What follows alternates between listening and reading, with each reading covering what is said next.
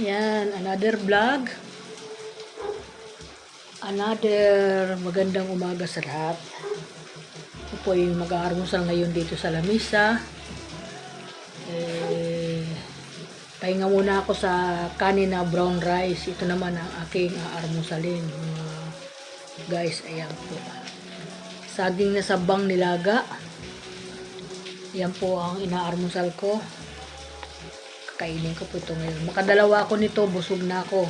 Okay na yun. Maganda po ito sa kalusugan. Yan po ang hindi nakakapagpadagdag ng kolesterol at sa atin mga matataas na sugar. Yan po mga busing. At may kamuti po. Yan. Pag nakaubos ako ng dalawa nito, kakain ako ng isa nito. Pares lang po yan, maganda. Yan po. At sobrang malakas ang ulan sa amin ngayon dito. Bumuhos yung ulan ngayon na umaga.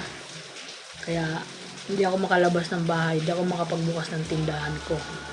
Yan kasi ang aga-aga kaya ako nagising ng maaga. Aga-aga na naman ginising ako ng anak ko. Ay buksan ko na daw ang tindahan. Ay nagalit ako kasi sabi ko araw-araw na lang niya akong ginigising, mga busing. Sabi ko, huwag mo na akong gisingin. Namaya na lang yan. Sabi ko, hindi naman naalis ang tindahan.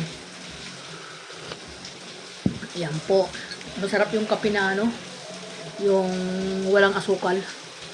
Nasasanay na ako dun. May awa ang Panginoon nga bababa yung aking asukal sa katawan. Talagang yun ang pinapanalangin ko. Sana nga bumaba po pag tuloy-tuloy itong ginagawa ko na pagkukontrol sa pagkain. Maganda ang kinakalabasan kasi alam mo mga guys, yung aking katawan parang hirap ako huminga, hirap ako lumakad, tapos lumabo ang mata ko, ganun.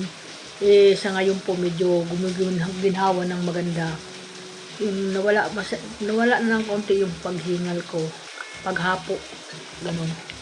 Pero mo, napabili nga ako ng tungkod mo isang araw kasi minsan napapaluhod ako pag lumalakad ako Bumili ako dun sa kaibigan ko ng tungkod. Yeah. Ngayon din ako nagtutungkod. Hindi naman na madulas yung kalsada namin dahil sa awa ng Panginoon. Itong manugang ko, parang hinipo siguro na linisin yung aming kalsada, yung mga lumot na madulas, nga muntik-muntikan kami nadudulas. Kinayod po niya ng brush. Yan po. At salamat din dun sa nagmalasakit na isang kapitbahay na nagbigay sa kanya ng bakal na brush para matanggal yung lumot. Isa din niya na nagbabrush sa kanilang harapan ng lumot kasi nadudulas. Iyan po, kaya salamat doon. Ayan, kaya mabuti nangyari, tinanggal nung manugang ko yung mga lumot, kaya okay na ang kalsada namin ngayon, hindi na madulas. Umuulan na naman, baka lang maglulumot na naman mga guys. Mga busing, mga kananay, good morning sa inyong lahat. Tayo na mag-almusal muna. Kagaya sa akin, habang nag-almusal ay nagbablog. Ayan, good morning everyone. I love you so much sa inyo mga bossing, mga idol, mga follower. Good morning po sa atin pinuno sa Facebook natin. Good morning po. Morning sa lahat.